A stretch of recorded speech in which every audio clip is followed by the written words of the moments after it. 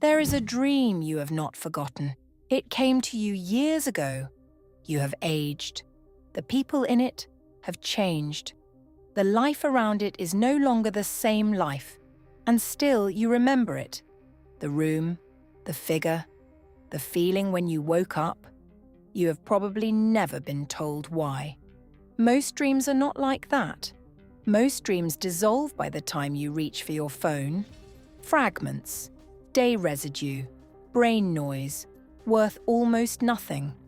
But the ones that stay, the ones that arrive before something changes in your life, the ones that come back, the ones that feel more real than the morning that follows them. Those are different. The ancient world knew that. The Greek physicians at the temple of Asclepius distinguished between the dream that passes and the dream that heals. The Roman scholar Macrobius, writing in the 5th century, laid out distinct types, each requiring a different kind of attention. Carl Jung, much later, separated what he called little dreams from big dreams, the ones that come from a layer of the psyche older and deeper than the personal one. The modern world inherited almost none of this. What follows are 6 levels, 6 kinds of dream the tradition learned to distinguish, each one trying to tell you something different, each one asking for a different kind of listening. By the end of this video, you will recognize which level your last dream belonged to and what it has been trying to say to you, possibly for a very long time. The ancient world was not a single world. It was many worlds, separated by language, geography, and gods. And yet, on this one thing, they almost all agreed. Dreams were not noise. In Egypt, 3,000 years before us, the priests of the god Imhotep ran what we would now call dream clinics. People with illness, with grief, with questions they could not answer in daylight. They came to the temple. They bathed. They fasted. They slept on a stone bench in a room reserved for that purpose. And in the morning, a priest helped them read what came. In Greece, the same practice took on the name of Asclepius, the god of healing, son of Apollo. His temples were called Asclepiae. The most famous one at Epidaurus operated for over 1,000 years. Patients did not visit Asclepius the way you visit a clinic today. They came to sleep. The Greek word for it was enkoimesis, sleeping inside. The patient slept on the hide of a sacrificed animal, sometimes with a stone pillow carved with the image of the god. The dream that came in that sleep was the prescription. Think about what that means for a moment.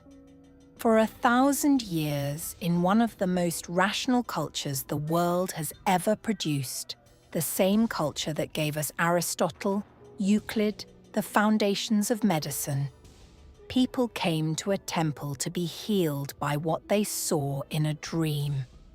The Hebrew tradition recorded the same thing. The book of Genesis is, in many ways, a book of dreams. Jacob lies down in the desert with a stone for a pillow and sees a ladder reaching from the ground to the sky, angels going up and coming down. And when he wakes, he says, "Surely God was in this place, and I knew it not." Joseph, his son, dreams the future before it arrives. And later, in a foreign prison, he interprets the dreams of 2 men, and then of a king, with such precision that he changes the course of a nation. The first book of Kings tells us that Solomon, the king famous for his wisdom, received that wisdom in a dream. God came to him at night, in Gibeon, and offered him anything. Solomon asked for an understanding heart. He woke. The wisdom stayed. None of this was treated as metaphor. This was the world the modern mind broke from. The Enlightenment did extraordinary things. It gave us science, medicine that actually heals, freedom from inherited tyranny. But somewhere in its great clearing of the table, dreams were swept off. They became, in the modern reading, either nothing, random firings of the brain on standby, or, worse, a kind of embarrassing private diary, full of personal anxieties best discussed only with a therapist, if at all. By the early 20th century, the conversation about dreams had narrowed almost entirely. Freud reduced them to disguised wishes. The popular mind reduced them further still, to dictionaries of symbols. A snake means this, falling means that, your teeth falling out means stress. Then came Carl Jung. Jung had been Freud's most brilliant student. He broke with him in 1913, partly over this exact question. Dreams, Jung came to believe, were not disguises. They were not codes hiding something else. They were a different kind of language altogether. Older than personal anxiety, older than the individual mind. A language the psyche speaks to itself across the long history of being human.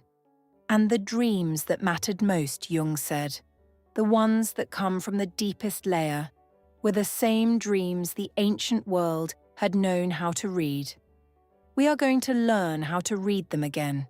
6 levels, 6 kinds of dream, each one with its own weight, its own purpose, its own way of arriving. We start with the kind you have almost every night, and almost never need to think about. Last night you probably had one. You did not wake up shaken. You may not even remember it. If you do, it was something like this. You were at your old job, but the building was your high school and your boss was your sister. And you needed to find a printer that was not where it should have been. You woke up. You reached for your phone. The dream dissolved. Or this, you were in a kitchen, not yours but somehow familiar, looking for something in a drawer. The drawer had no bottom. You closed it. You opened another. The phone alarm went off. By the time your feet touched the floor, the kitchen was gone. These are the dreams everyone has. Every night. Almost without exception. This is the first level. Call it the residue dream.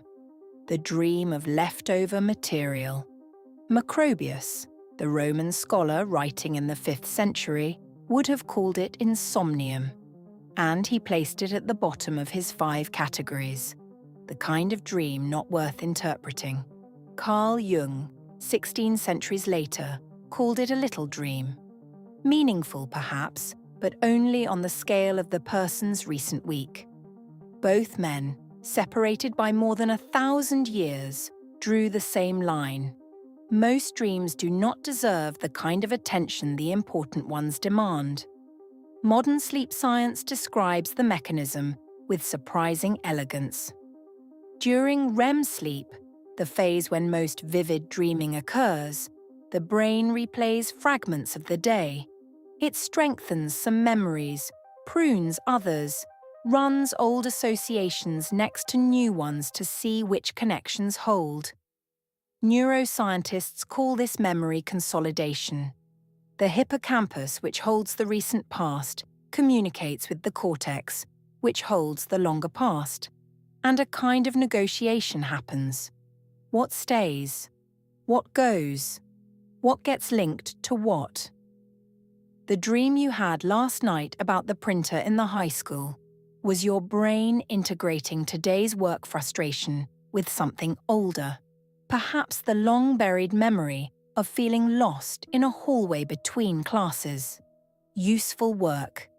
Important work. But not a message. This is the layer most dreams live in. Most of what you remember. Most of what you forget. The background hum of the dreaming mind. The reason this level matters is not the level itself. The reason it matters is what it lets you stop doing. If you treat every dream as a message, You spend your mornings searching for meaning that is not there. You consult dictionaries that tell you a snake means betrayal, that flying means freedom, that teeth falling out means stress about appearance, and you build narratives on top of what was, in fact, simply your brain organizing its filing cabinet. The Dictionary of Dreams sold at the airport is a product of this confusion. It assumes every image carries the same kind of weight. The tradition knew better. The tradition distinguished. The Asclepian priests at the great healing temple in Epidaurus did not interpret every dream patients reported. They asked first, did the dream feel different? Did it have weight? Did it carry an image that would not let you go? Did it return night after night? If the answer was no, the dream was respected and dismissed. The patient would sleep again the following night, and the night after, until a dream came that was not residue. You can do the same. You should do the same. Most of what you dream tonight will be residue. You will wake. It will dissolve. That is exactly what should happen. The dream did its work in the dark, sorting, connecting, releasing. You do not owe it your mourning. You do not owe it a search for symbols that were never planted. You can let it go. The tradition would tell you to let it go. But sometimes, and this is the doorway, you will wake, and the dream will not dissolve. It will follow you to the kitchen. It will come back to you while you are driving. It will surface again that evening when you are reading something unrelated. You will think, I had that exact dream last week, or last month, or for the past 3 years at the same time of night, in the same room, with the same figure standing in the same corner. When that happens, you have crossed into the second level. And the second level is not residue. The second level is repetition. And repetition, the tradition holds, is one of the oldest ways the unconscious tries to be heard. Some dreams come back, the same room, the same person, the same chase down the same corridor that has no end. You wake, you shake it off, you go on with your week, and then 3 nights later, or 3 months later, or 3 years later, it happens again. Exactly the same, or almost the same, with one small detail changed. If you have one of these, you already know which dream it is. You did not need to think. This is the second level, the mirror dream, the dream of repetition. And repetition, the tradition holds, is one of the oldest signals the psyche knows how to send. There is a reason the unconscious returns. Modern psychology has spent 100 years studying it. The findings are remarkably consistent. Recurring dreams are statistically more common in people carrying unresolved emotional material, unprocessed grief, unfinished conflict, a decision avoided, a truth not yet integrated. They are not random. They are not noise. They are the same letter, mailed to the same address, again and again, because no one has opened it. The content of the dream is rarely the literal subject. The dream about being chased is almost never about a specific person chasing you. The dream about the house you cannot find your way out of is almost never about that house. The unconscious uses these images the way a poet uses metaphor. Not to describe one thing, but to point at a structure of feeling that does not yet have language. Carl Jung was insistent on this point. The recurring dream, he wrote, is the psyche's way of saying, you have not yet looked. The dream will come back, with patience, with monotony, with growing intensity, until the dreamer turns to face what the image is pointing toward. When that turning happens, the dream usually stops. Not because the dream was solved like a puzzle, but because it was finally heard. The ancient world recognized this pattern long before Jung gave it a name. The Roman Emperor Caligula was said to have had the same dream, night after night, in the months before his assassination. A dream of standing before a hostile figure on a high throne. He did not know how to read it. He died not knowing. The book of Genesis tells us that the Pharaoh of Egypt was disturbed by a dream that came twice. 7 fat cows devoured by 7 thin cows, 7 full ears of grain swallowed by 7 withered ones. The Pharaoh's own interpreters could not help him. It took a Hebrew prisoner, a young man named Joseph, to recognize that the doubling of the dream was itself the message. The dream had come twice, Joseph said, because the matter was certain and would come to pass soon. 7 years of abundance, then 7 years of famine. The doubling was the signature of urgency. This is the structure to remember. When a dream returns, it is not malfunctioning. It is insisting. So what do? You do not consult a dictionary. You do not try to decode the symbols one by one. You sit, instead, with the feeling the dream leaves behind. Not the images, the feeling. The recurring dream is built around an emotional residue that the conscious mind has been refusing to feel. You ask, what in my life right now carries this same texture of feeling? Where am I being chased? Not in the dream, but in my actual days. What house am I trapped in? What corridor have I been walking down for years without admitting it? The recurring dream rarely answers in a single image. It answers when the dreamer finally lets the question land. Then, more often than not, the dream changes. The chase ends. The room opens. The figure turns finally. And you see whose face it has been wearing. That is the second level. The mirror dream. The dream that returns because something in you is still waiting to be looked at. But there is a third kind of dream, and the third kind does not repeat at all. It comes only once. It comes with a force the dreamer recognizes immediately as different. It carries images the dreamer has never seen, in places the dreamer has never been, with a quality of light that feels older than the dreamer is. That kind of dream has a name. Jung called it a big dream. The ancient world called it something else. A man named Jacob, exhausted from a long journey, lies down in the open desert. He has only a stone for a pillow. He is fleeing from his brother, whom he has wronged. He is not yet the patriarch he will become.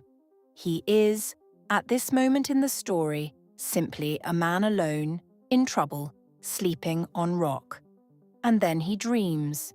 He sees a ladder. The ladder rises from the ground beside him and reaches all the way to the sky. On the ladder are figures, angels, the Hebrew text says, moving up and coming down between earth and heaven. At the top of the ladder stands a presence, a voice, a promise. Jacob wakes. He is changed. He says, "Surely the Lord was in this place, and I knew it not."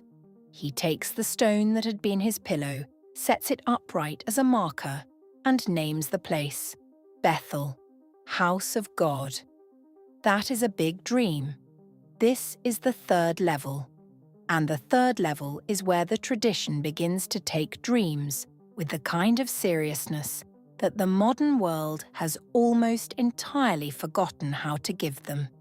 Carl Jung borrowed the term from a tribe he visited in East Africa in 1925, the Elgoni, who divided their dreams into 2 categories: the small dreams of the individual and the great dreams of the community, the elder, the dreamer who carried something for everyone.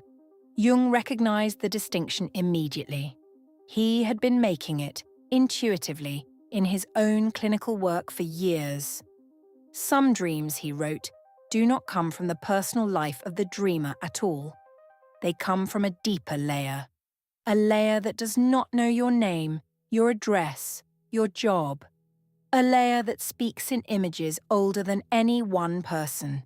Jung called this layer the collective unconscious, the reservoir of inherited human experience expressed in patterns, archetypes that recur across cultures, centuries, individual lives.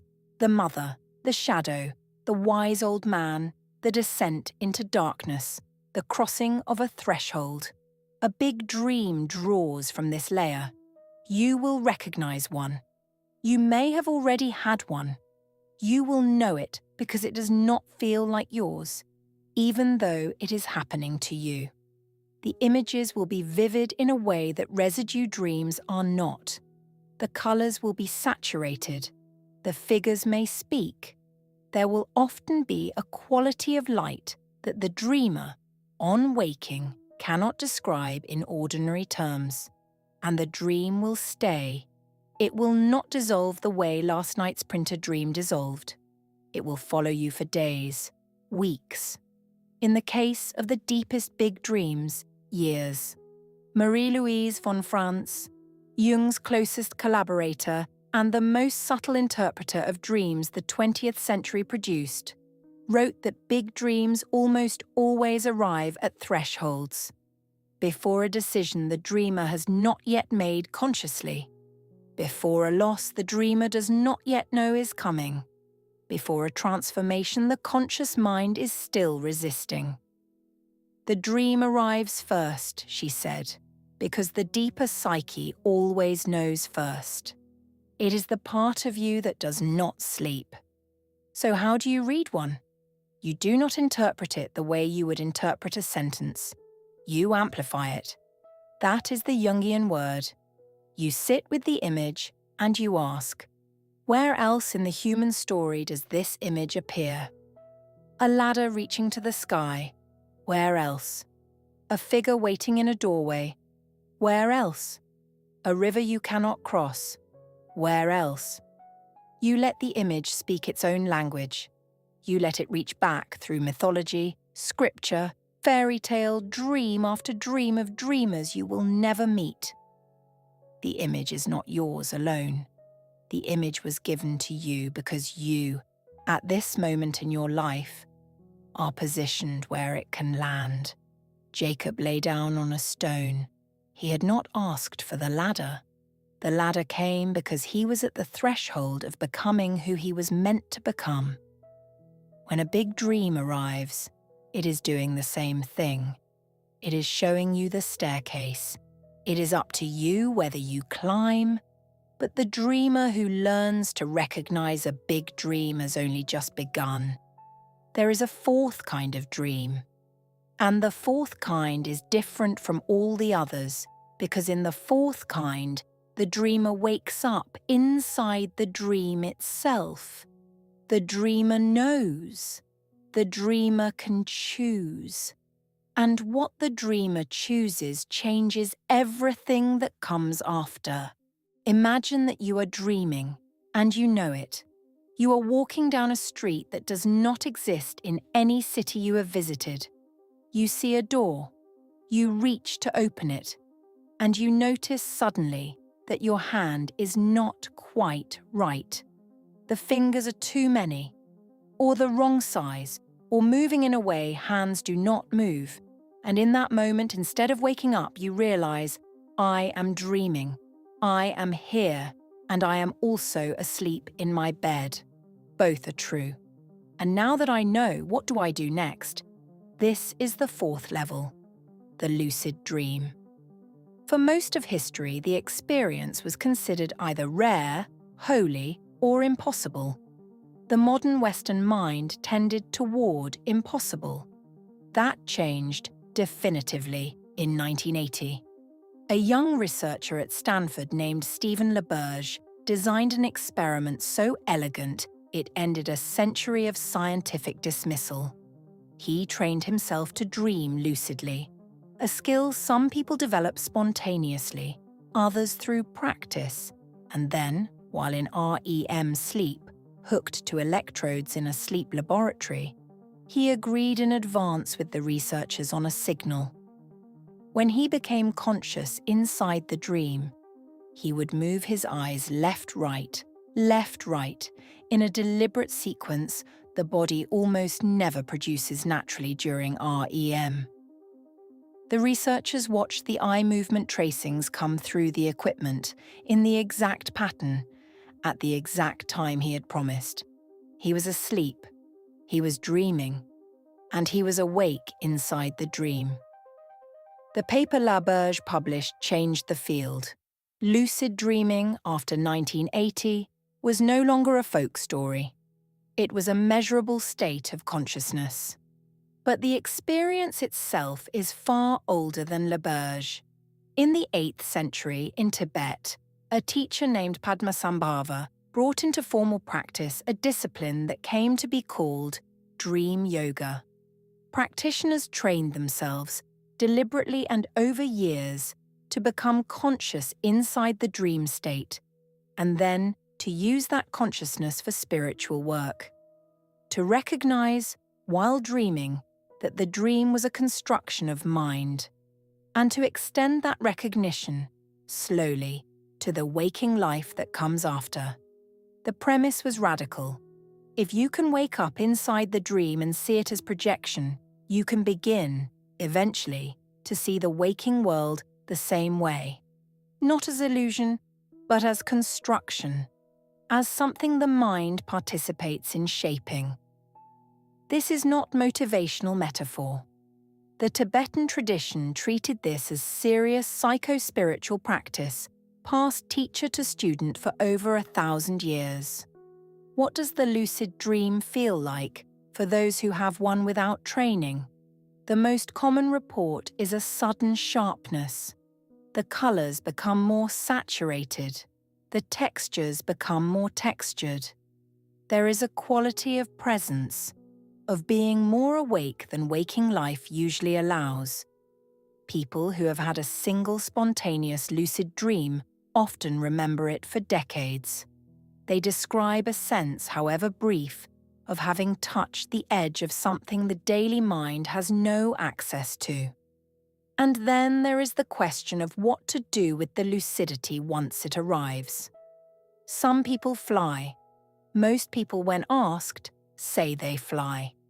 The dreaming body discovers almost immediately that gravity in the dream is negotiable.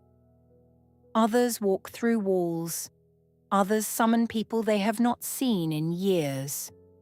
Others, the small number of people who develop a serious lucid dreaming practice, go quietly to the door of a room they have never opened, knowing that whatever is behind it has been waiting for the dreamer to come, knowing and asking. The lucid dream is the level at which the dreamer becomes participant. In the first 3 levels, the dream happens to you. You receive it. You sit with what it shows. You try to read it the morning after. But in the lucid dream, the relationship shifts. The dreamer is no longer only the audience. The dreamer is, briefly, also the door, the figure, the choice, the room. That is the 4th level, the threshold of agency. But there is a 5th level. And the 5th level is older than all the others, more rare, more consequential. It is the dream that does not feel like a dream at all. It is the dream that feels like a visitation. The ancient world had temples built for these dreams. Civilizations spent centuries trying to summon them. And the Hebrew tradition records that a king named Solomon once received the wisdom that defined his reign in exactly this kind of dream. There is a kind of dream that does not feel like a dream. The dreamer wakes and knows immediately that something happened, not in the dream, through the dream. A figure appeared. The figure spoke. The words were specific. The words were addressed to the dreamer by name, about a situation the dreamer had been carrying alone. And the figure did not feel like a projection of the dreamer's own mind. The figure felt like a visitor. This is the fifth level, the oracular dream. The Roman scholar Macrobius, classifying dreams in the 5th century, placed this category near the very top of his hierarchy. He called it the oraculum, the dream in which an authoritative figure appears and speaks directly to the dreamer. A parent, a teacher, a priest, a god. The defining feature, Macrobius wrote, was the directness. There was no symbolism to decode. The dream said what it meant. The Hebrew tradition recorded this category at perhaps its most consequential moment. The first book of Kings, chapter 3. The young King Solomon has just inherited a throne. He travels to the high place at Gibeon to offer sacrifice. That night, in a dream, the Lord appears to him and asks, "What shall I give thee?" Solomon, instead of asking for wealth or long life or victory over enemies, asks for an understanding heart, for the capacity to discern between good and evil, for the wisdom required to govern a people. The dream ends. Solomon wakes. The wisdom that defined the rest of his reign and made him the archetypal wise king of an entire civilization arrived in that night. The Genesis tradition records something similar but stranger. Genesis chapter 41.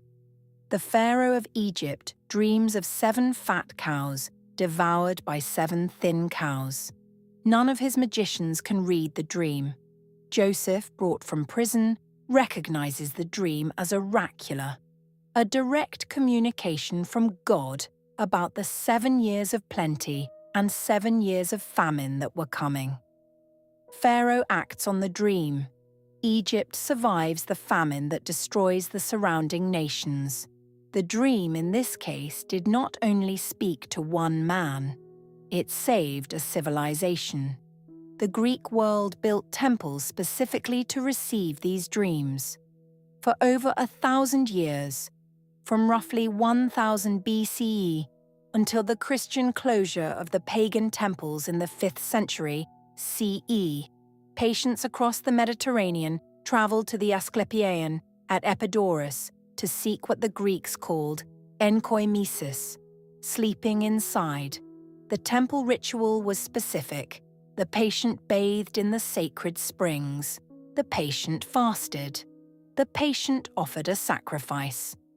And then the patient slept in a long colonnaded hall called the abaton, sometimes on the hide of a sacrificed animal, sometimes with a stone pillow carved with the image of Asclepius, waiting for the god to appear in dream and prescribe the cure.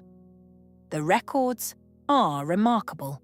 Stone tablets at Epidaurus, still readable, list the dreams patients reported and the cures that followed. A blind woman dreamed that the god touched her eyes. She woke able to see. A man dreamed of a serpent placing its mouth against his wound. He woke healed. Modern medicine, understandably, struggles with these accounts.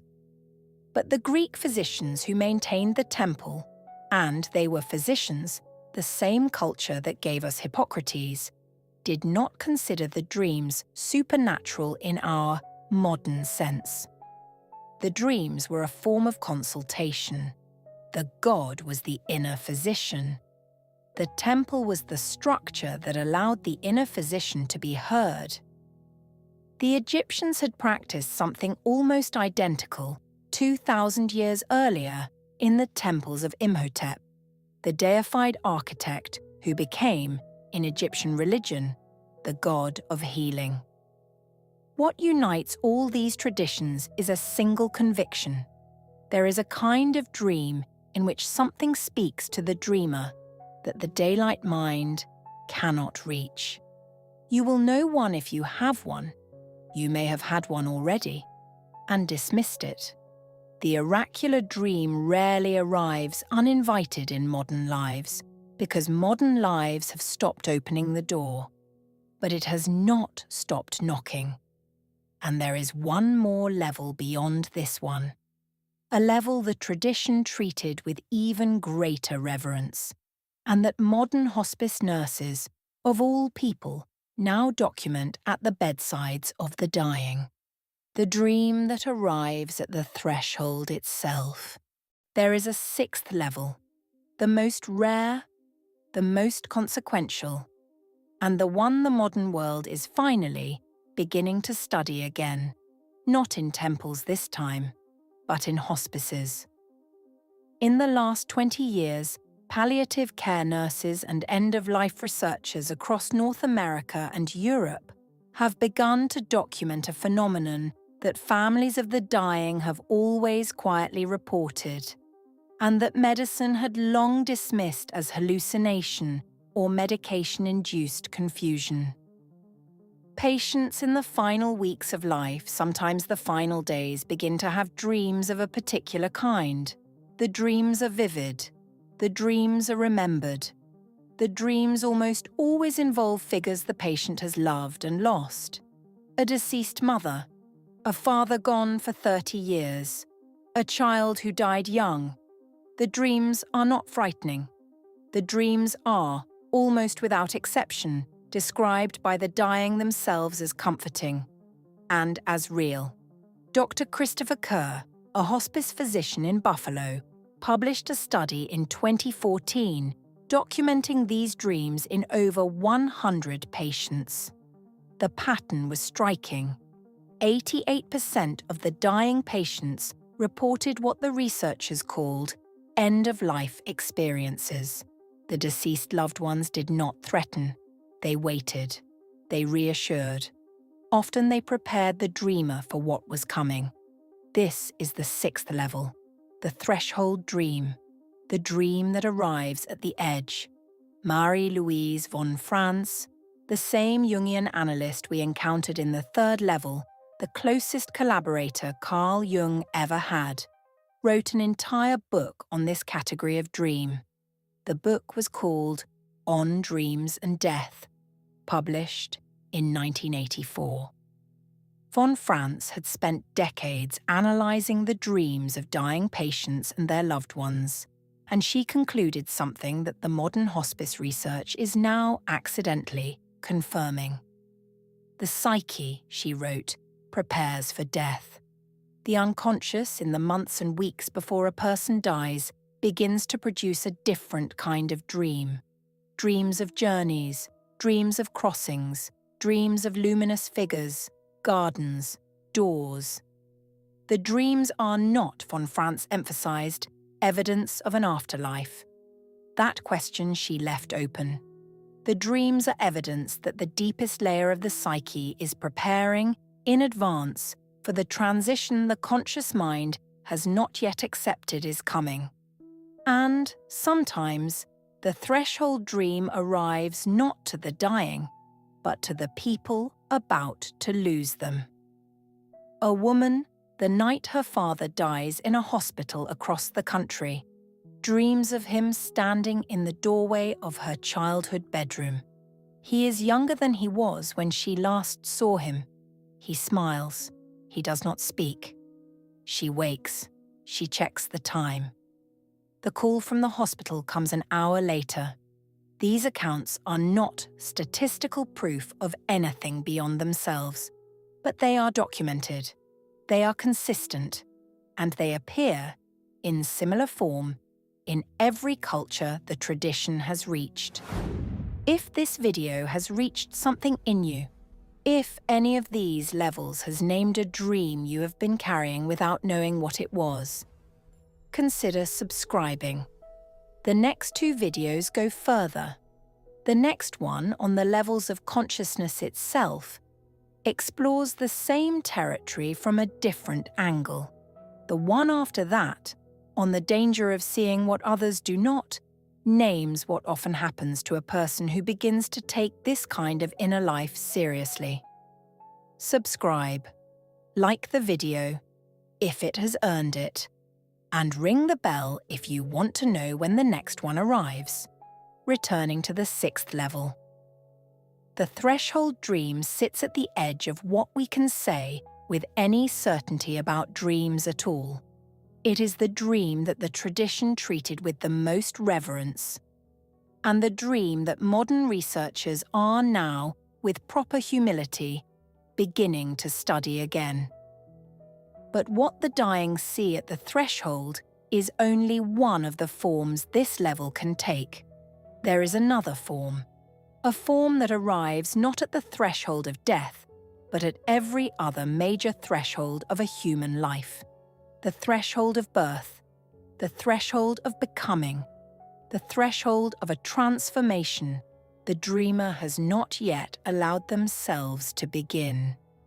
And it is in the dreams that come at these other thresholds, the dreams of becoming, that everything we have walked through tonight begins to come together. Every life has thresholds.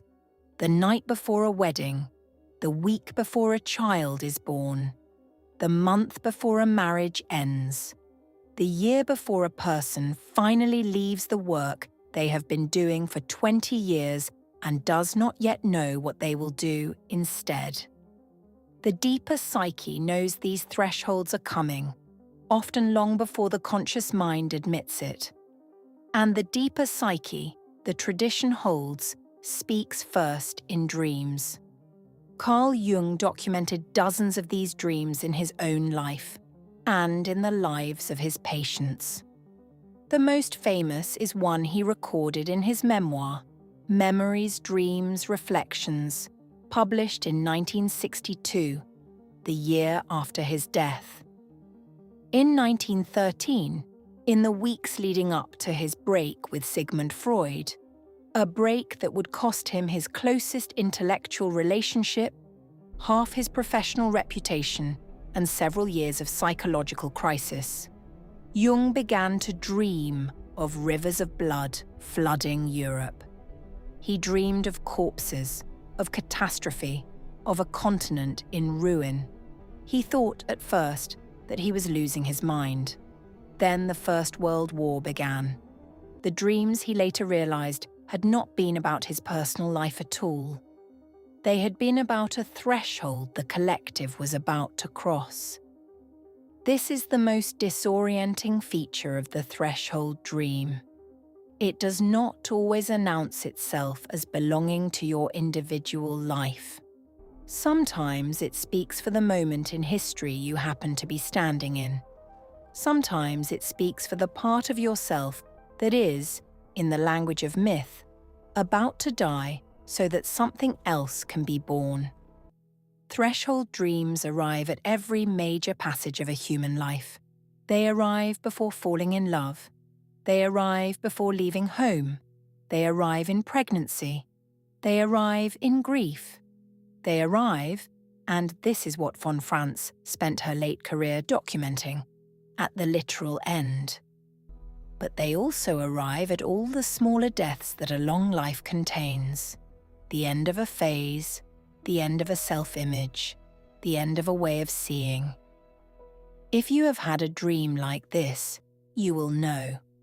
The image will be charged in a way ordinary images are not. The dream will return sometimes, the way mirror dreams return. But the threshold dream is not asking to be looked at. The threshold dream is announcing that something is moving, and you, the dreamer, are being asked to move with it. So, 6 levels. Most of what you dream is residue, the brain organizing its day, worth respecting, not worth interpreting. Some of what you dream is mirror, repetition asking to be seen, the unconscious mailing the same letter until it is opened. Some of what you dream is symbolic, the big dream, the archetypal arrival, the ladder that appears when you have been sleeping on a stone. Some of what you dream is lucid, the moment the dreamer wakes inside the dream and becomes, briefly, the one who chooses. Some of what you dream is oracular, the rare night when a figure appears and speaks, directly, in words the daylight mind would never have given itself. And some of what you dream, the rarest, the most difficult, the most beautiful, is threshold, the dream that comes when a life is changing, whether or not the dreamer has admitted it yet. These categories are not modern inventions. They are not original to this video. They are what the tradition learned over thousands of years by paying close attention to what the night was actually doing. Macrobius gave them names in the 5th century.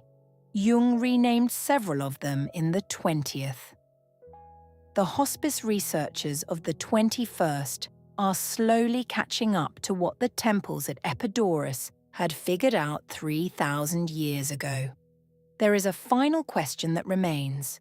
If the dream that came to you last week was one of these, and not residue, what is it asking? What was it preparing you for?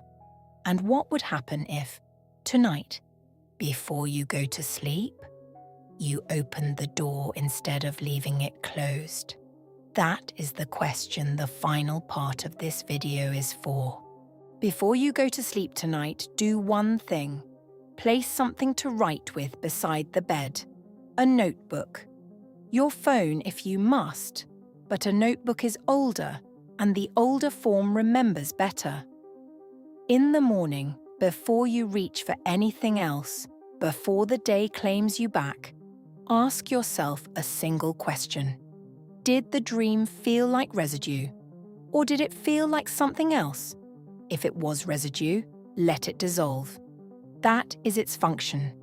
The brain organized itself in the dark. You owe it nothing.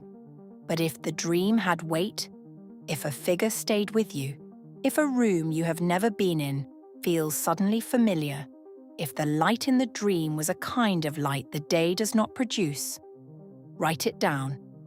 3 sentences, just the image, not the interpretation, not yet. The interpretation comes later, and it does not come from a dictionary. It comes from sitting with the image until the image begins to speak in the language only your own life can translate. This is how the tradition worked. This is how the priests at Epidaurus listened. This is how Jung built a body of work that is still being read a century later. This is how a person, slowly, learns to recognize which of the 6 levels their last dream belonged to. The map has been here all along. You just have not been handed it. Now you have.